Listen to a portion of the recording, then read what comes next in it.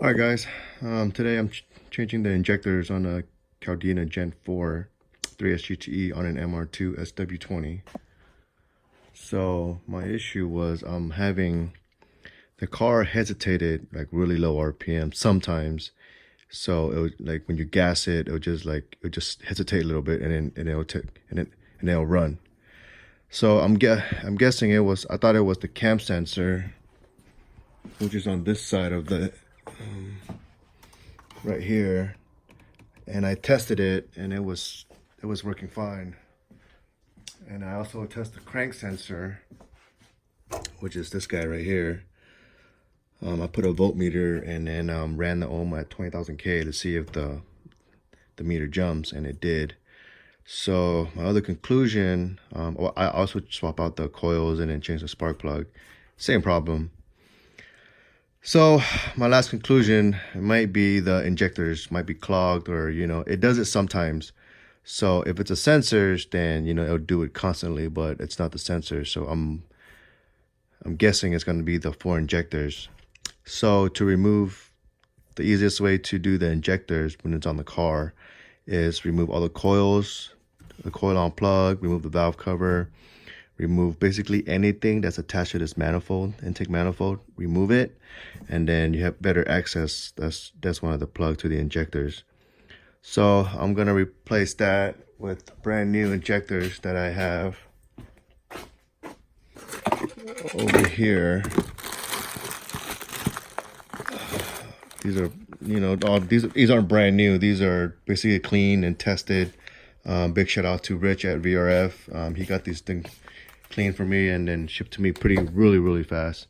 So I'm getting that fixed on this Caldina, and then I'm going to start by removing all the coil on plug, the valve cover, 10 mil bolts with a 10 mil socket bolts, map sensor, throttle body, cable, map sensor, all these little sensors down here as well. Brake booster. There was a hose right here for the valve cover. I removed that as well. All right, this is pretty much how I test the crank sensor. Hook up a voltmeter to it, put it around 20,000 ohm, and then you just spin the crank sensor and the number should jump. See how it jumps?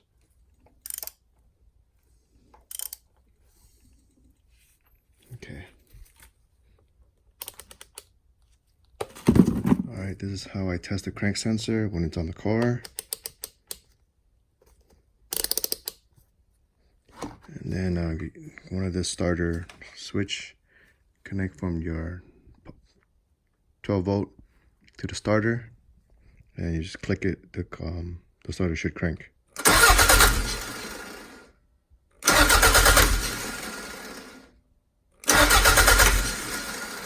Alright, so the crank sensor is good.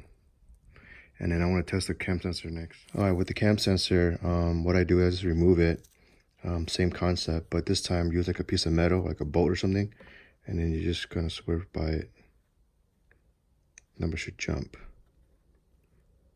So this one's good. You can do it on the car and then you crank it, but it's kind of hard to keep this pin in there, so I just remove it and then just test it as well. So the cam sensor is good, the crank sensor is good. So my other conclusion that could be the problem is that Gen 4 injectors, because the swap was done with the original injectors on there. I recommend getting it clean, getting it tested, and basically VRF cleaned it for me and gave me the result on all the injectors. So big shout out to Rich. I went ahead and removed the valve cover. The trick to the inside bolts right here, the inner valve cover,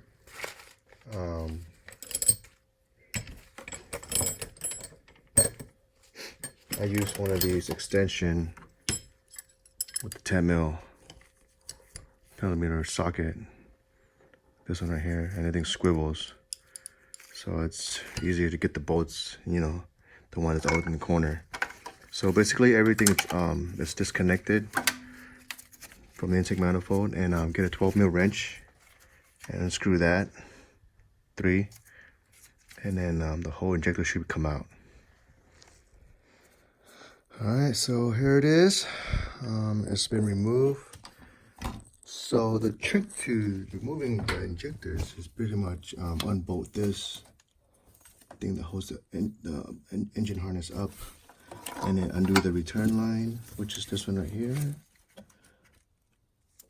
the return fuel line, and just pretty much unplug everything, and then it'll just slide right off. So yep. All right, so pretty much the most important thing is when you put the injectors on, make sure there's a grommet in here as well. Replace those when it's on the car.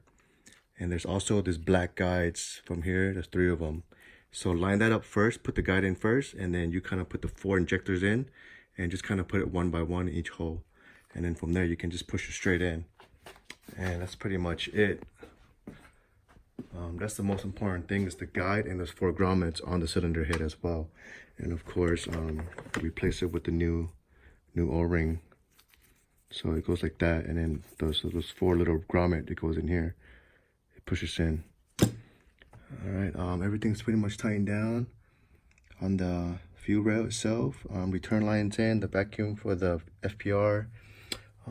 Just hook up the feed line, and then just bolt everything back up. And of course, just kind of clear these out a little bit, put some silicone on each edge, and then a little bit right here as well. That's pretty much it. Just put it back in and just tighten everything up.